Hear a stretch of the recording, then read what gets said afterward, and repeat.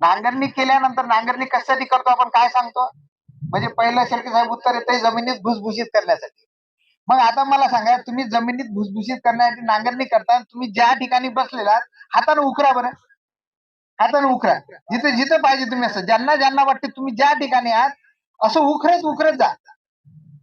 म्हणजे आता मी तुमच्या समोर इथं हात टाकतो, आता हे असा असा जर मी करत गेलो म्हणजे असा, आता माझा हात तर आता मी नोकरी करण्याला आलाय, तुमच्या एवढा कडक नाही, तरी पण माझा हात जेवढा पाहिजे असा चाललाय आणि हळूहळू जर म्हटलं तर एक एक एक एक एक एक ढेकूल असं हाताने काढता येतं. म्हणजे याचा अर्थ ही जमीन नरम झाली. म्हणजे बिना नांगरणीची जमीन मी असं म्हणतोय की जास्त भुसभुशीत होते, जे आता आपल्या सगळ्या समोर आहे. दुसरा प्रश्न येते की नांगरणी कशासाठी करतो, तर काही जणांनी म्हटलं की तण वाढते, तणाचा नायनाट करण्यासाठी